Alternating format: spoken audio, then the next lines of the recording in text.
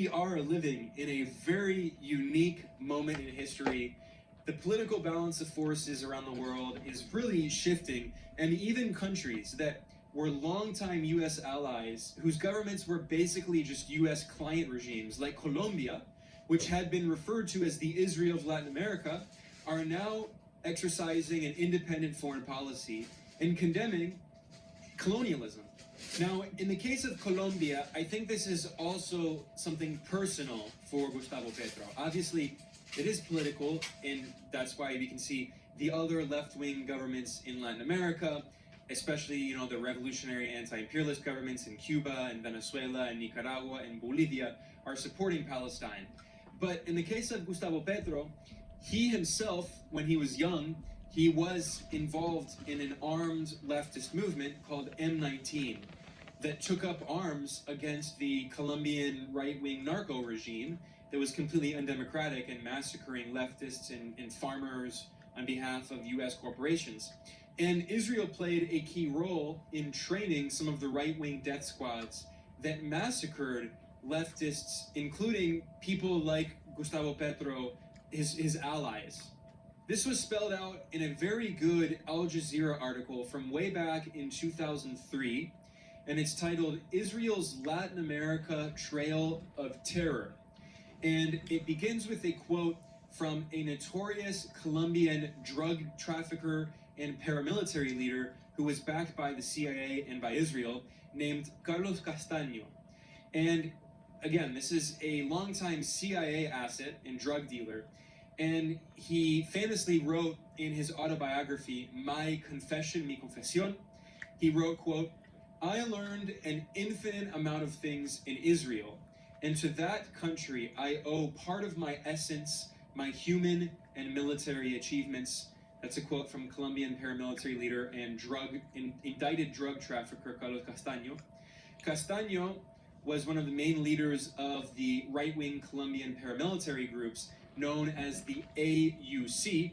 This Al Jazeera article pointed out that the AUC was the largest right-wing paramilitary force to ever exist in the Western Hemisphere, and that's why it's very likely that Gustavo Petro, he was targeted by some of these Israeli-trained forces. That's why he accused Israel of committing genocide in Colombia as well. And this notorious Colombian death squad leader and drug dealer was trained in the art of war in Israel in the 1980s, and he wrote in his book, quote, I copied the concept of paramilitary forces from the Israelis. So the same forces that in Israel were carrying out ethnic cleansing against Palestinians and murdering Palestinian civilians and leftists from different Palestinian groups, including communist, socialist, and nationalist groups in Palestine. Well, the right-wing forces backed by the CIA in Latin America were doing the exact same thing. And Castaño, he had a right-wing, the force, the AUC, that was very similar to the Lebanese Phalange, who are the fascist death squads backed by Israel in the Lebanese war. And this article in Al Jazeera notes that the AUC, backed by the US and Israel and Colombia, was by far the worst human rights violator in all of the Americas, and ties between that organization and Israel are continually surfacing in the press. The AUC paramilitaries originally grew out of killers who were hired to protect drone-running operations and large landowners. By the way, it was also U.S. corporations that were working with this Colombian death squad. This was acknowledged in an article back in NBC News in 2007 titled Chiquita Admits to Paying Colombia Terrorists. The banana company Chiquita Brands International agreed to a $25 million fine after admitting it paid terrorists for protection in Colombia, and it mentions a Justice Department investigation, and federal prosecutors in the U.S. said the Cincinnati-based company and corporate officers paid millions of dollars between 1997 and 2004 to the AUC, the United Self-Defense Forces of Colombia, this very same right-wing death squad. And NBC News pointed out the AUC has been responsible for some of the worst massacres in Colombia's civil conflict and for a sizable percentage of the country's cocaine exports. So in addition to working for U.S. corporations, these death squads were being trained by Israel. And this Al Jazeera article points out that the AUC, these Colombian paramilitaries, exist outside the law but often coordinate their actions with the Colombian military in a very similar way to the relationship between the Lebanese Phalange, these fascist death squads, and the Israeli army during the war in Lebanon in the 80s and 90s. And Israeli trainers arrived in Colombia in the 1980s to train these fascist Colombian death squad leaders like Carlos Castaño, and also trained other paramilitaries that later made up the AUC. 50 of the best paramilitary death squad leaders in Colombia were sent on scholarships to Israel for further training, according to Colombian police intelligence reports. And of course, Israel provided them with weapons. And Israel also provided weapons to the right-wing dictatorships in Latin America, especially the genocidal regime in Guatemala, which was, of course, they were all backed by the United States as well. I mean, when I say, Israel is doing this, it's always doing this hand in glove with the United States. It's Israel following the orders of the United States as an extension of the U.S. empire. Again, that's why Venezuela's revolutionary leader, Hugo Chavez, referred to Colombia as the Israel of Latin America, because just as Israel is an outpost for U.S. imperialism, an extension of U.S. imperialism, Colombia is the same in Latin America. And by the way, this is especially clear when you look at who governs Israel. The longest serving prime minister in the history of Israel is Benjamin Netanyahu, who is basically just a North American. He's a U.S. Republican governing a country in West Asia. Netanyahu was raised in the suburbs of Pittsburgh, Pennsylvania. He spent the most formative years in his life in the United States. He went to high school in Pennsylvania. He then went to MIT and graduated. He studied in college at MIT. And then after, he worked in Boston, and he worked with many Republicans. And of course, he's been a decades-long friend of Donald Trump.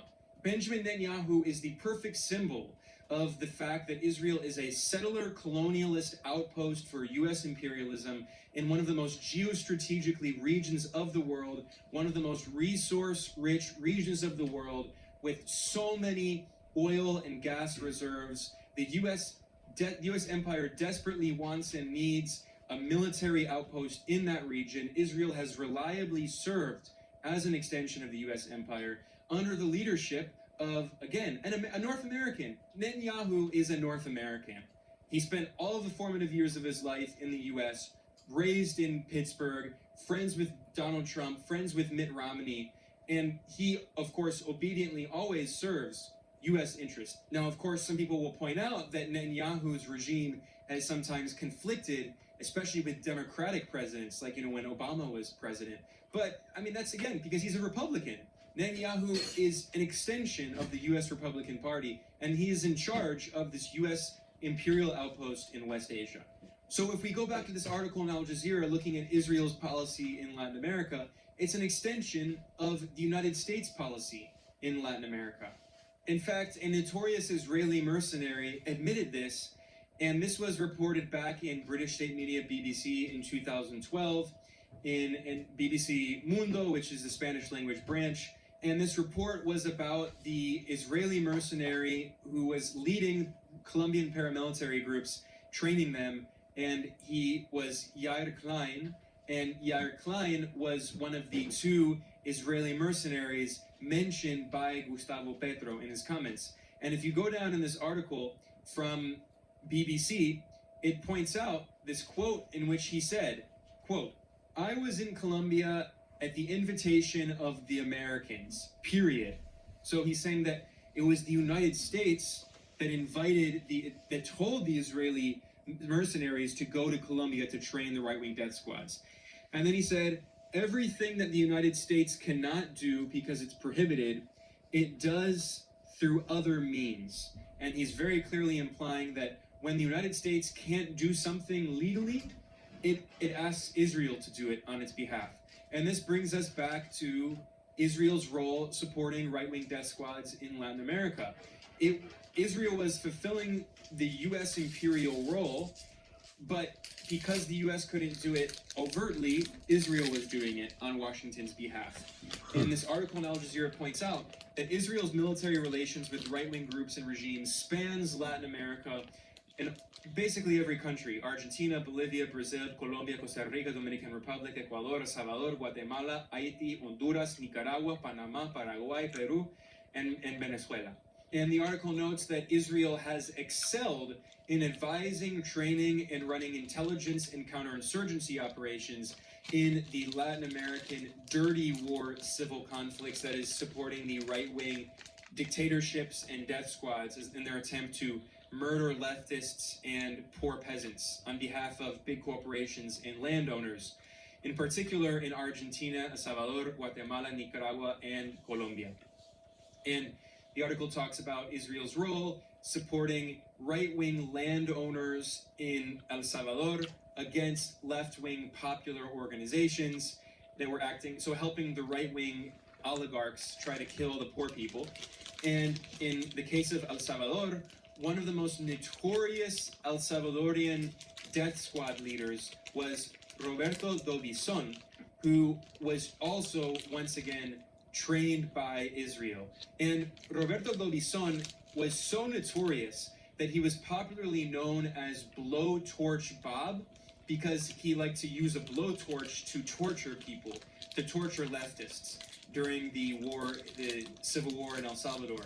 He was a complete fascist, and he also was a figure involved in organizing the right-wing party, Arena, which governed El Salvador for many years, and he sent his son to study abroad in Israel. So, literally, actual fascists, actual Hitler-admiring Nazis in Latin America have been trained by Israel and the CIA. Again, because Israel and the CIA are working hand in glove together.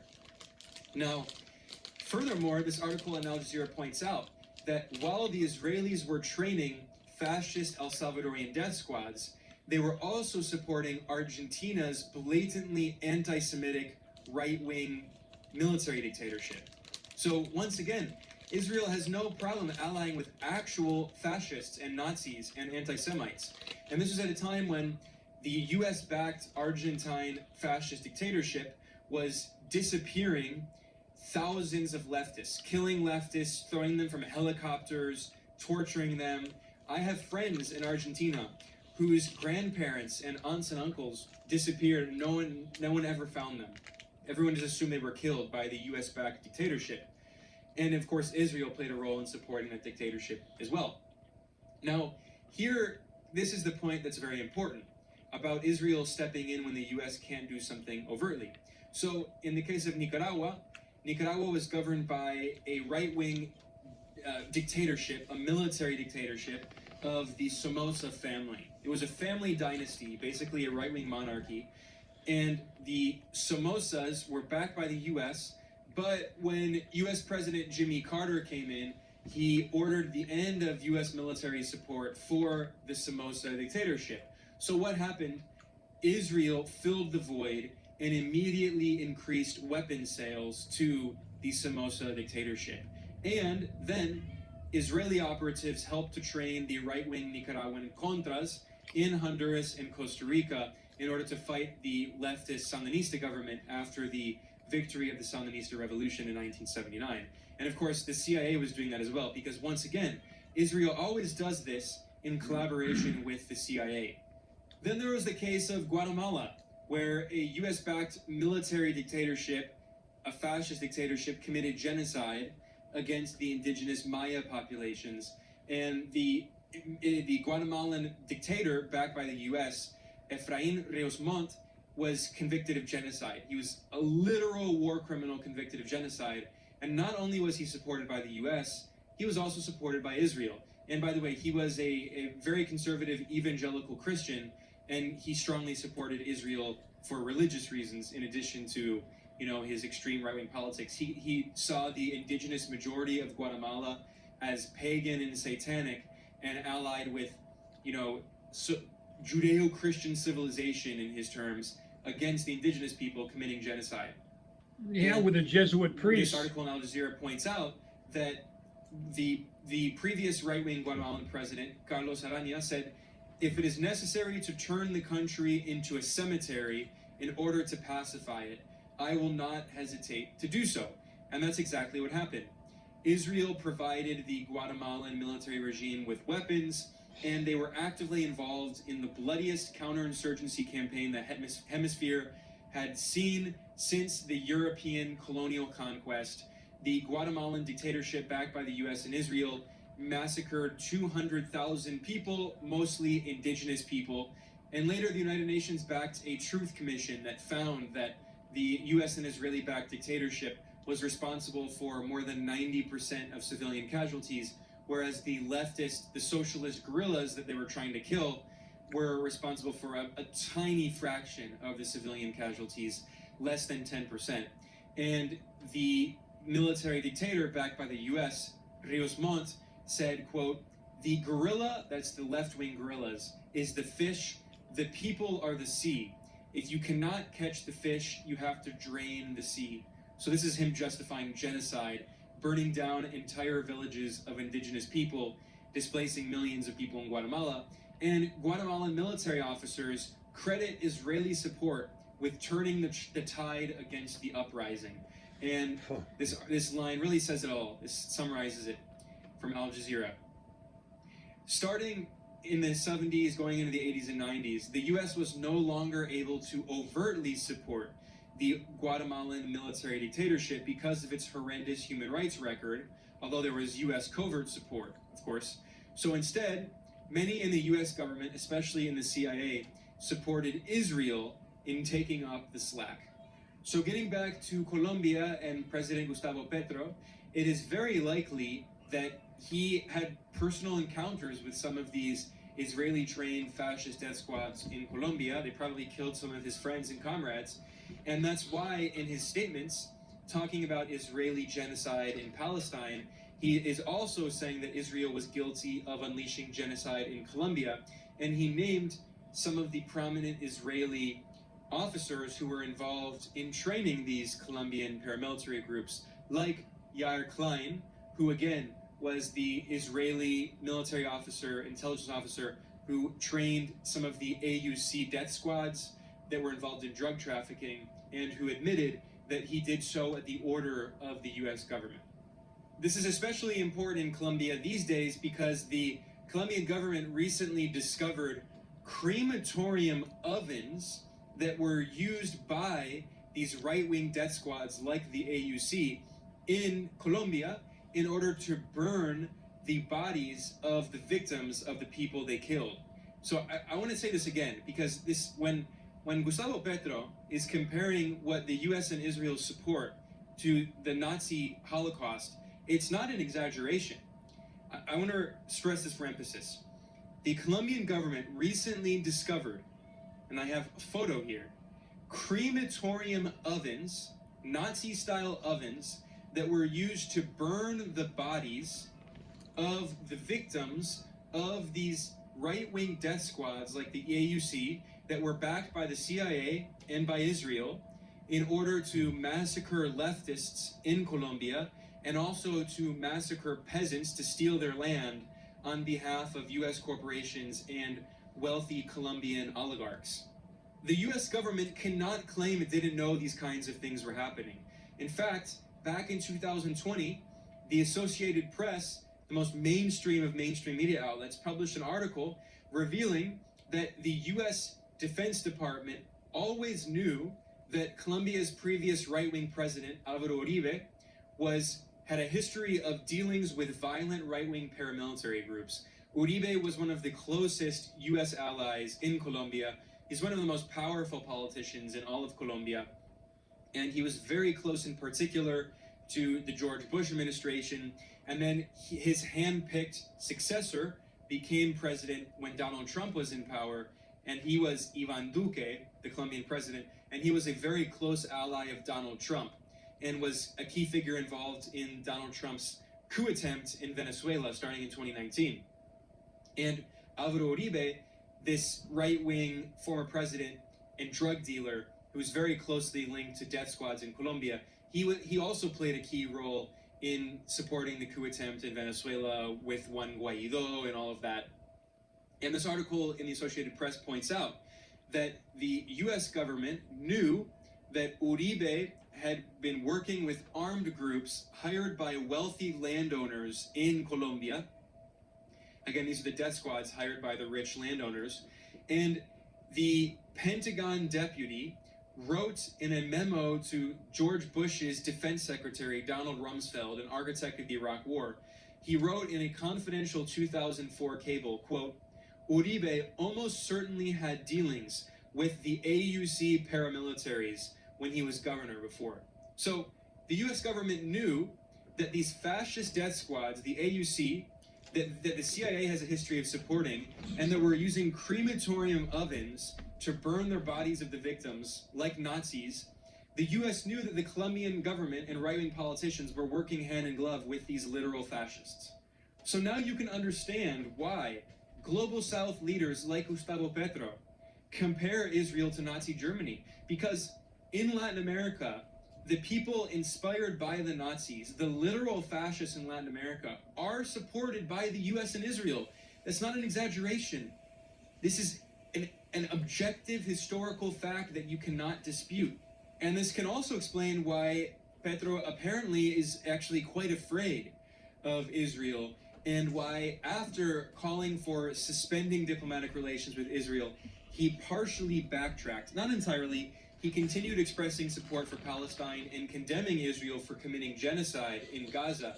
But originally, the foreign minister of Colombia had told the Israeli ambassador to leave the country, but then he backtracked and said that they were not expelling the Israeli ambassador. Instead, Gustavo Petro met with both the Palestinian ambassador in Colombia, and he also met with the Israeli ambassador, and he called for peace and said that children should not be killed. And this is important because at the same time, Gustavo Petro also announced that Colombia will be opening a Colombian embassy in Ramallah in Palestine. So he partially backtracked. He did not formally cut off relations with Israel, but he did announce that Colombia is opening an embassy in Palestine. He met with the Palestinian ambassador. He took a photo with the Palestinian ambassador wearing the traditional Palestinian scarf known as the kufiya. So this is very clearly a political message. And over at the website Naked Capitalism, the journalist Nick Corbishley wrote a really good article explaining why he thinks Petro partially backtracked on this. And this is an article titled, Why Did Colombia Change Its Mind About Expelling Israeli Ambassador